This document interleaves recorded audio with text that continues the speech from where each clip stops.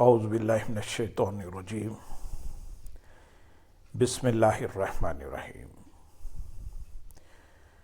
برادران عزیز، آج کی اس نشست میں حضور نبی اکرم صلی اللہ علیہ وسلم کی احادیث بیان کرنے کی سعادت حاصل کی جائے گی۔ اللہم صلی علی سیدنا محمد وعلی آل سیدنا محمد وبارک وسلم۔ جناب حمید بن عبد الرحمن رحمۃ اللہ علیہ بیان کرتے ہیں کہ مجھے سعد رضی اللہ تعالیٰ عنہ کی اولاد میں سے 3 اشخاص نے بتایا۔ وہ سب اپنے والد سے روایت کرتے ہیں کہ رسول اللہ صلی اللہ علیہ وسلم مکہ مکرمہ میں سیدنا سعد رضی اللہ تعالیٰ عنہ کی عیادت کے لیے تشریف لائے تو وہ رونے لگے۔ آپ صلی اللہ علیہ وسلم نے فرمایا، تجھے کس چیز نے رلایا ہے؟ عرض کیا، میں ڈرتا ہوں کہ میری موت کہیں ایسی زمین پر نہ آ جائے جہاں سے میں ہجرت کر چکا ہوں، جیسا کہ سعد بن خولہ رضی اللہ تعالیٰ عنہ کا مکے میں انتقال ہو چکا ہے۔ آپ صلی اللہ علیہ وسلم نے 3 بار فرمایا، اے اللہ سعد کو شفا عطا فرما۔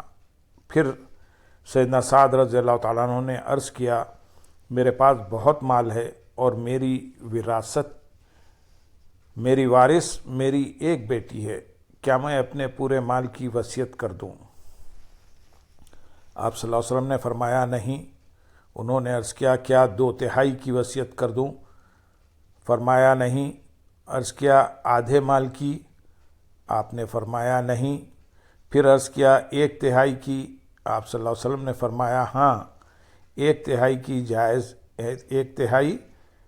کی جائز ہے اور 1/3 بھی زیادہ ہے۔ بے شک تیرا اپنے مال سے خیرات کرنا صدقہ ہے اور تیرا اپنے اہل و عیال پر خرچ کرنا بھی صدقہ ہے، اور جو کچھ تیری بیوی تیرے کھانے میں سے کھاتی ہے وہ بھی صدقہ ہے، اور بے شک تیرا اپنے اہل و عیال کو مال کے ساتھ یا عیش کے ساتھ چھوڑنا اس سے بہتر ہے کہ تو ان کو اس حال میں چھوڑے کہ وہ لوگوں کے آگے ہاتھ پھیلاتے پھریں۔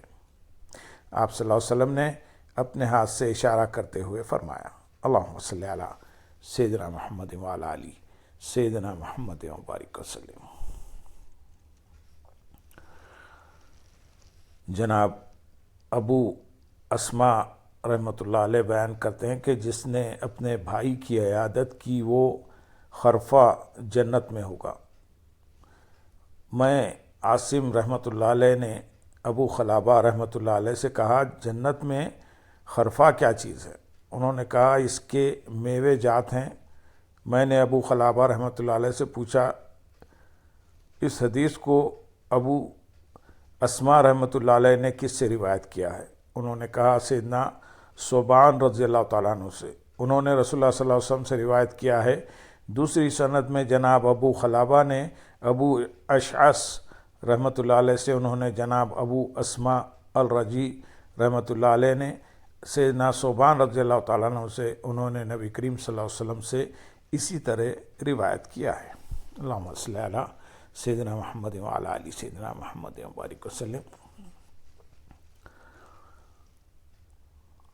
جناب عبد الحمید بن جعفر رحمۃ اللہ علیہ بیان کرتے ہیں کہ مجھے میرے والد نے بیان کیا کہ ابو بکر بن حزم اور محمد بن منقدر رحمۃ اللہ علیہ نے مسجد والے لوگوں کے ساتھ جناب عمر بن حکم بن رافع انصاری رحمۃ اللہ علیہ کی عیادت کی اور عرض کیا، اے ابو حفص، آپ ہمیں حدیث بیان کریں۔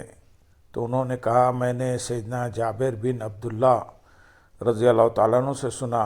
انہوں نے کہا، میں نے نبی کریم صلی اللہ علیہ وسلم کو یہ فرماتے ہوئے سنا، جس نے کسی مریض کی عیادت کی اس نے رحمت الہی میں غوطہ لگا دیا، یہاں تک کہ جب وہ اس کے پاس بیٹھ گیا گویا اس نے رحمت میں مستقل جگہ بنا لی۔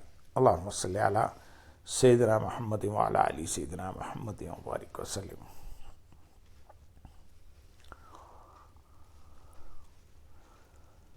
سیدنا انس رضی اللہ تعالیٰ عنہ بیان کرتے ہیں کہ ایک یہودی لڑکا نبی کریم صلی اللہ علیہ وسلم کی خدمت کیا کرتا تھا۔ وہ بیمار ہو گیا تو نبی کریم صلی اللہ علیہ وسلم اس کی عیادت کے لیے تشریف لائے۔ پس آپ صلی اللہ علیہ وسلم اس کے سر کے پاس بیٹھ گئے اور فرمایا اسلام قبول کر لے۔ اس نے اپنے باپ کی طرف دیکھا جو اس کے سر کے پاس کھڑا تھا، تو باپ نے کہا ابو القاسم صلی اللہ علیہ وسلم کی بات مان لو۔ چنانچہ وہ لڑکا مسلمان ہو گیا۔ پھر آپ صلی اللہ علیہ وسلم یہ فرماتے ہوئے باہر تشریف لائے، تمام تعریفیں اللہ تعالیٰ کے لیے ہیں جس نے اس لڑکے کو آگ سے نجات دے دی۔ اللہم صلی علی سیدنا محمد وعلی آل سیدنا محمد وبارک وسلم۔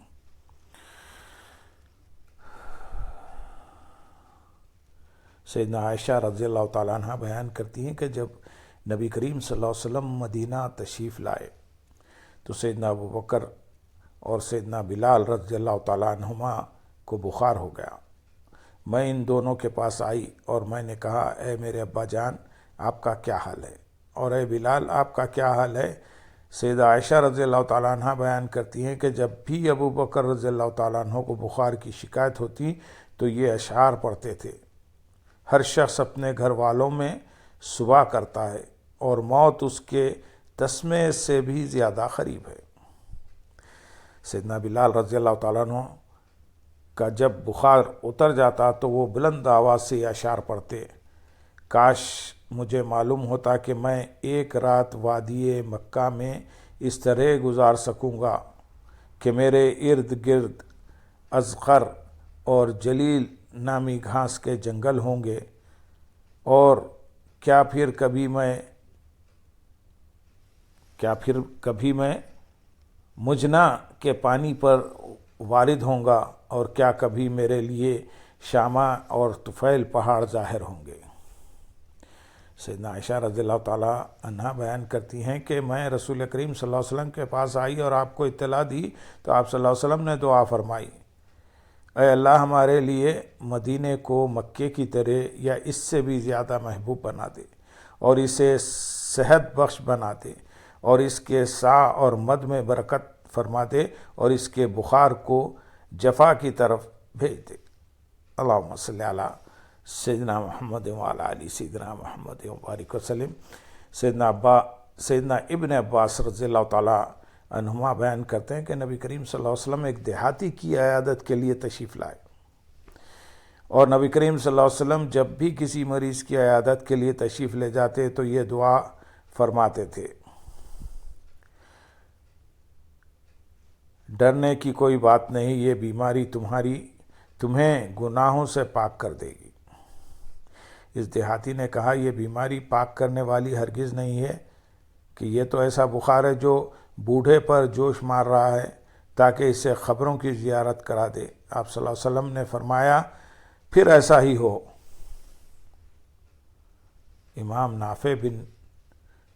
نافع بیان کرتے ہیں کہ سیدنا ابن عمر رضی اللہ تعالیٰ عنہ جب کسی مریض کی عیادت کے لیے جاتے تو اس کا حال پوچھتے کہ وہ کیسا ہے، اور جب اس کے پاس سے کھڑے ہونے لگتے تو فرماتے اللہ تیرے لیے بہتر کرے، اور مزید کچھ نہ فرماتے۔ جناب اسحاق بن سعید بن عمرو بن سعید رحمۃ اللہ علیہ کے والد سعید بن عمرو رحمۃ اللہ علیہ بیان کرتے ہیں کہ حجاج بن یوسف سیدنا بن عمر رضی اللہ تعالیٰ عنہ کے پاس آیا اور میں ان کے پاس تھا۔ حجاج نے کہا کیا حال ہے؟ آپ نے فرمایا ٹھیک ہوں۔ اس نے کہا آپ کو کس نے تکلیف پہنچائی ہے؟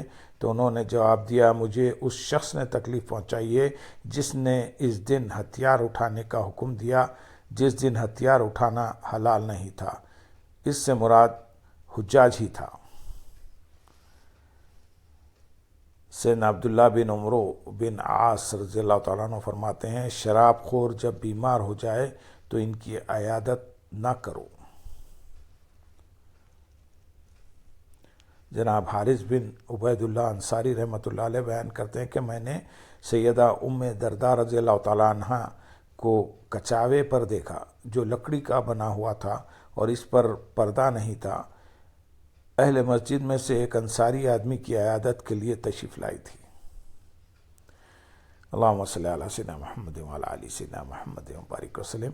جناب عبداللہ بن ابی حذیل رحمۃ اللہ علیہ بیان کرتے ہیں کہ سیدنا عبداللہ بن مسعود رضی اللہ تعالیٰ عنہ ایک مریض کی عیادت کے لیے تشریف لائے اور ان کے ساتھ اور لوگ بھی تھے، اور گھر میں ایک عورت تھی کہ ایک آدمی اس عورت کی طرف دیکھنے لگا۔ سیدنا عبداللہ رضی اللہ تعالیٰ عنہ نے اس سے فرمایا اگر تیری آنکھ پھوٹ جاتی تو تیرے لیے بہتر تھا۔ سیدنا زید بن ارقم رضی اللہ تعالیٰ عنہ بیان کرتے ہیں کہ میری آنکھ میں تکلیف ہو گئی تو نبی کریم صلی اللہ علیہ وسلم میری عیادت کے لیے تشریف لائے۔ پھر فرمایا اے زید اگر تمہاری آنکھ میں تکلیف رہ جاتی تو تم کیا کرتے؟ عرض کیا میں صبر کرتا اور اللہ تعالیٰ سے ثواب کی امید رکھتا۔ آپ صلی اللہ علیہ وسلم نے فرمایا اگر تمہاری آنکھوں میں تکلیف رہ جاتی پھر تم صبر کرتے اور اللہ تعالیٰ سے ثواب کی امید رکھتے تو تمہیں اس کے بدلے میں جنت ملتی۔ اللہم صلی علی سیدنا محمد وعلی آل سیدنا محمد وبارک وسلم۔ جناب قاسم بن محمد رحمۃ اللہ علیہ بیان کرتے ہیں کہ اصحاب محمد صلی اللہ علیہ وسلم میں سے ایک آدمی کی بینائی چلی گئی۔ لوگوں نے اس کی عیادت کی تو اس نے کہا میں ان آنکھوں کو اس لیے چاہتا تھا کہ نبی کریم صلی اللہ علیہ وسلم کو دیکھتا رہوں، لیکن اب جب کہ نبی کریم صلی اللہ علیہ وسلم اس دنیا سے چلے گئے تو اللہ کی قسم مجھے یہ بات بھی خوشی میں نہیں ڈالے گی کہ ان آنکھوں کے بدلے مجھے تبادلہ شہر کا کوئی ہرن مل جائے۔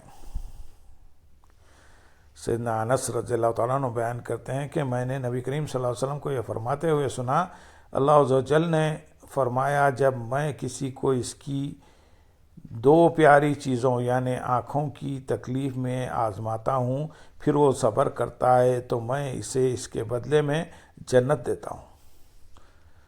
سیدنا ابو امامہ رضی اللہ تعالیٰ عنہ بیان کرتے ہیں کہ نبی کریم صلی اللہ علیہ وسلم نے فرمایا اللہ تعالیٰ فرماتا ہے ابن آدم جب میں تیری دو معزز چیزیں یعنی آنکھیں لے لوں پھر تو اس صدمے پر صبر کرے اور اللہ تعالیٰ سے ثواب کی امید رکھے تو میں بھی تیرے لیے سوائے جنت کے اور کسی بدلے پر راضی نہ ہوں گا۔ اللہم صلی علی سیدنا محمد وعلی آل سیدنا محمد وبارک وسلم۔